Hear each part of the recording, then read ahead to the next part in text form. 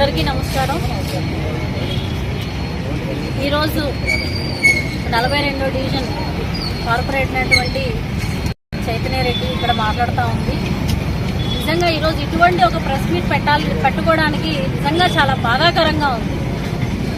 మరి 2020లో నేను ఒక కార్పొరేటర్గా పోటీ చేసేటప్పుడు ఇక్కడ ఉన్నటువంటి కాంప్లెక్స్ ఉమ్మడి ఆస్తి మీద నేను, మా బావగారు, అలాగే ఇంకో పార్ట్నర్ వెంకటేశ్వర రెడ్డి అని అతను ముగ్గురు కలిసి కూడా ఈ ప్రాపర్టీని బాలాజీ షామియానా సప్లయర్స్ అనే ఒక ఫరం పేరు మీద ఈ యొక్క ప్రాపర్టీని కొనడం జరిగింది. ఆ తర్వాత దానిపైన ఒక ఫ్లోర్ని అంటే ఒక 2 గదులు పార్టీ ఆఫీస్గా కన్స్ట్రక్షన్ చేసుకొని ముగ్గురి యొక్క సమ్మతం మీద నాతో పాటు మిగిలిన 2 పార్ట్నర్స్ యొక్క సమ్మతం మీదే ఆ పార్టీ ఆఫీస్ కన్స్ట్రక్షన్ చేశాము. మరి కట్టేటప్పుడు ఎటువంటి అబ్జెక్షన్ కూడా రైజ్ చేయని వ్యక్తి 2 ఏళ్ల పాటు నేను అదే కార్పొరేటర్గా ఆఫీస్ని వినియోగించుకున్నప్పుడు ఏ అబ్జెక్షన్ రైజ్ చేయనటువంటి వ్యక్తి ఈరోజు అధికారం మారగానే వైఎస్ఆర్సీపీ పార్టీ అధికారం పోయి టీడీపీ పార్టీ అధికారం రాగానే అధికార బలం ఉన్నటువంటి కొంతమంది లోకల్ నాయకుల అండ చూసుకొని ఈరోజు వెంకటేశ్వర రెడ్డి అనే వ్యక్తి పార్టీ ఆఫీస్ని నిర్దాక్షిణ్యంగా విచక్షణారహితంగా ఈరోజు పార్టీ ఆఫీస్ని కూలగొట్టడం జరిగింది. మరి ఒక పార్టీ ఆఫీస్ని పగలగొట్టేటప్పుడు పార్టీకి సంబంధించినటువంటి సామాన్లు కానివ్వండి, నా పర్సనల్ క్యాష్ కానివ్వండి, లేదంటే ఫర్నిచర్ కానివ్వండి, అన్నీ కూడా ఉన్నాయి.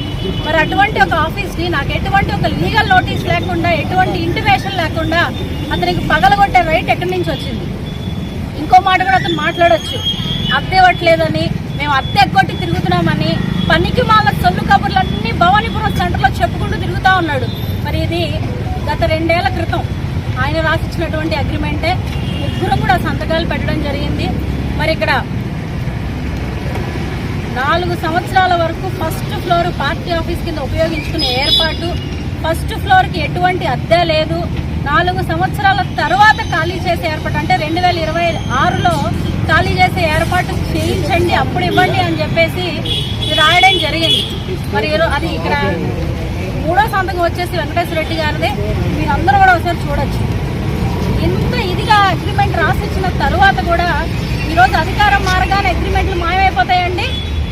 ఇష్టానుసారంగా వచ్చి పార్టీ ఆఫీస్ని పగలగొడితే ఈరోజు నాకు జరిగినటువంటి నష్టాన్ని ఎవరు పూడుస్తారు? ఏ పార్టీ నాయకులు వచ్చి పూడుస్తారు? ఏ రోజు కూడా 1 నెల రోజులు దాటిపోయింది. ఈరోజు పార్టీ అధికారం కోల్పోయి అయినప్పటికీ కూడా రోడ్డు మీదకి వచ్చి ఎటువంటి మాట మేము తోలేదు, ఎవరిని ఎటువంటి ఇబ్బందికరమైన పరిస్థితుల్లో మేము తీసుకురాలేదు. మా మానాన్ని మేము బతుకుతా ఉంటే ఎందుకు మమ్మల్ని ఇలా రోడ్డుకు లాగాలని చూస్తూ ఉన్నారు? పడిగపాటి సుబ్బారెడ్డి గారు అంటే భవానీపురంలో ఎంతటి పేరుందో అందరికీ తెలుసు. ఈ రోజు ఆ గౌరవ మర్యాదలన్నింటినీ కూడా మంట కలిపే విధంగా వెంకటేశ్వర రెడ్డి ప్రవర్తిస్తూ ఉంటే నిజంగా ఒక ఆడపిల్లని అయ్యింది రోడ్డు మీద నా ఆఫీస్ కూలగొడుతున్నారు, రక్షణ కల్పించండి అని చెప్పేసి ఈరోజు నేను భవానీపురం పోలీస్ స్టేషన్కి ఫోన్ చేస్తే ఇదిగో పంపిస్తున్నాను అన్నారు. కనీసం ఏ ఒక్క ఇటుకరాయి కూడా పగలకు ముందు నేను ఫోన్ చేశా. గంట తర్వాత చూస్తే అంత గోడంతా కూడా పగిలిపోయింది. ఎక్కడండి ప్రొటెక్షన్? ఏ డిపార్ట్మెంట్ వచ్చి నాకు ప్రొటెక్షన్ కల్పించింది చెప్పండి? 2 రోజుల క్రితం సార్ ఇలా మాట్లాడుతున్నారు, ఇలా పగలగొడుతున్నారు, నాకు సపోర్ట్ చేయండి, ప్రొటెక్షన్ కల్పించండి అని అధికారుల దగ్గరికి వెళ్ళా. మాట్లాడుతామన్నారు, చెప్తామన్నారు. మేము ఏదో ఒకటి తేల్చి చెప్పేదాకా దాని జోలికి వెళ్ళొద్దు, పగలగొట్టద్దు అని పోలీస్ స్టేషన్లో చెప్పిన తర్వాత కూడా అతను పగలగొట్టడానికి ఎంత ధైర్యం చేశాడు అని అంటే ఎవరున్నారు అతను వెనకాల? ఏ పార్టీ నాయకులను చేపిస్తా ఉన్నారు అనేది ప్రజలంతా కూడా ఒకసారి గమనించాలి.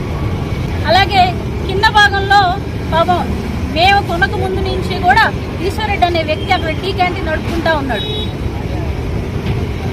అతని మీద కూడా దౌర్జన్యంగా దాడి చేసి ఖాళీ చేయించి సామాన్లన్నీ కూడా బయటపడేస్తే కోర్టుకు వెళ్ళి టెంపరీ ఇంజక్షన్ ఆర్డర్ తెచ్చుకోవడం జరిగింది.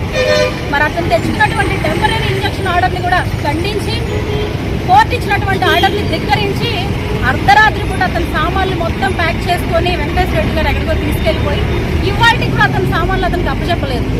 ఈశ్వర రెడ్డి అనే అతని మీద అతను బ్రతుకు తెరువు మీద కొట్టాడు. ఈరోజు ఎక్కడి నుంచి వచ్చిందండి అంత ధైర్యం అతనికి? ఏ రోజు కూడా వైఎస్ఆర్సీపీ పార్టీ అధికారంలో ఉన్నప్పుడు మేమెప్పుడు కూడా ఇటువంటి పనికిమాల చర్యలకి దారి తీయలేదు, ఎవరిని కూడా ఇబ్బంది పెట్టిన పరిస్థితి లేదు.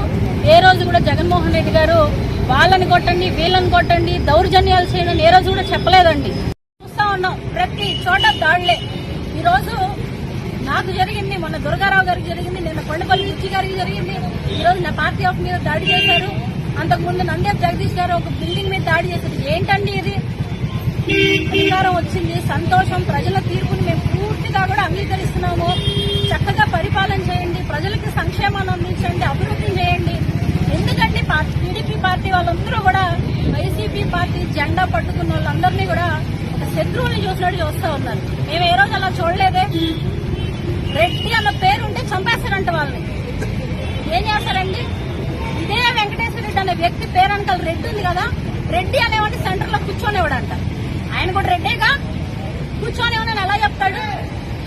ఏదన్నా మాట్లాడితే 10 మంది రౌడీ మొక్కలు ఇక్కడ పెట్టుకుని కూర్చుంటున్నాడు. రోజు పార్టీ ఆఫీస్ దగ్గరికి వచ్చి ఏం జరుగుతుంది ఇక్కడ అని ప్రశ్నిస్తే వెంటనే వాళ్ళని ఏదో చేయాలట. ఇప్పుడు కూడా ఇక్కడే ఉన్నారు చూడండి, ఇప్పుడు కూడా పక్కనే ఉన్నారు, అతని పక్కనే 10 మంది రౌడీ మొక్కలు తెచ్చి ఇక్కడ పెట్టుకుని దౌర్జన్యం చేస్తా ఉన్నాడు. ఇది ఎంతవరకు కరెక్ట్ అని చెప్పేసి నాకు న్యాయం జరిగే వరకు, నాకు నష్టపరిహారం చెల్లించడం కానివ్వండి, లేదంటే నా పార్టీ ఆఫీస్ ని దాడి చేసినందుకు అతనికి కఠినంగా శిక్షించే వరకు నేను ఇక్కడే కూర్చొని ధర్నా చేస్తాను. మరి ఏ నాయకులు వస్తారో, ఏ అధికారులు వచ్చి నాకు న్యాయం చేస్తారో అనేది నేను కూడా చూస్తాను. దయచేసి అధికారులు కానివ్వండి, ప్రభుత్వాన్ని కానివ్వండి, నేను ఒకటే కోరుకుంటా ఉన్నాను, ఖచ్చితంగా ఈ రోజు నాకు న్యాయం జరగాలి. స్టేషన్లో కేసులు పెడితే ఎందుకు తీసుకోవట్లేదు? ఎప్పుడు స్టేషన్కి వెళ్ళినా సరే స్టాఫ్ లేదు, పోలీసులు లేరు, అక్కడికి వెళ్ళారు, ఇక్కడే ఏమంటే ఒక కేసు తీసుకుని ఒక పర్సన్ ఎందుకండి యాక్షన్ తీసుకోవడానికి అవ్వదు? గతంలో అధికారంలో ఉన్నప్పుడు కూడా మా తరఫున ఎవరైనా తప్పు చేస్తుంటే నిరభ్యంతరంగా లాక్కెళ్ళి స్టేషన్ లో పెడితే ఏం మాట్లాడే వాళ్ళం కాదు, ఎందుకంటే తప్పు చేశాడు కాబట్టి. ఈ రోజు నిజంగా తప్పు చేసినా సరే పార్టీ సింబల్ ఉంటే, పచ్చ బిల్లు ఉంటే వాళ్ళని ఏమి అనొద్దు, వాళ్ళని ఏమి చేయొద్దని చెప్పేసి పైన వాళ్ళే చెప్తా ఉంటే కింద వాళ్ళు వారు ఇష్టం వచ్చినట్టు వాళ్ళకి పేటర్ అయిపోతున్నారు అంటే అదే కారణం. ఈ రోజు మీరు చూడొచ్చు, అక్కడ ఉన్నటువంటి పోలు వైఎస్ఆర్సీపీ పోలు, వైఎస్ఆర్సీపీ 3 రంగుల ఎంత బరి తెగించుండే దానికి టీడీపీ జెండా కడతాడు వాళ్ళ అతను. అంటే నా దగ్గర టీడీపీ జెండా ఉంది, నా బిల్డింగ్ దగ్గరికి ఎవడొచ్చినా సరే నన్నేం పీకలేరని చెప్పేసి చెప్పడానికి సింబాలిక్ గా అక్కడ జెండా పెట్టాడు. ఇదొక్కటి సరిపోదండి మీకు? ఎవరు సపోర్ట్ చేస్తున్నారు అతనికి? ఎవరు ఇక్కడ నిలబడి ఈ రోజు అతను పని చేపిస్తున్నారు? ఈ రోజు నన్ను ఎవరు రౌండ్కి లాగాలని ప్రయత్నిస్తా ఉన్నారని చెప్పేసి అసలు సంబంధమే లేకుండా నా భర్త మీద కేసులు పెట్టారు, షీట్లు ఓపెన్ చేశారు, బయటికి వస్తే చంపేస్తామని బెదిరిస్తున్నారు. ఇదేనా మీరు చేయాల్సిన రాజకీయం పరిపాలన? ఏం తప్పు చేశారండి? మేమేం మాట్లాడినా ఏం చేసినా సరే బయటికి రావడం వాళ్ళకి వండేదో చేసేయండి అంటున్నారంట. చేయండి, ఏం చేస్తారా చేయండి, అన్నిటికీ సిద్ధపడే ఉన్నాం. మీరు ఏం చేసినా, చంపినా, తిట్టినా, కొట్టినా అన్నింటినీ ఫేస్ చేయడానికి రెడీగా ఉన్నాము. ఈ రోజు ఏదైనా సరే ధైర్యంగా ఎదుర్కోగల సత్తా నాకుంది, నా ఫ్యామిలీకి ఉందని చెప్పేసి నేను తెలియజేస్తా ఉన్నాను.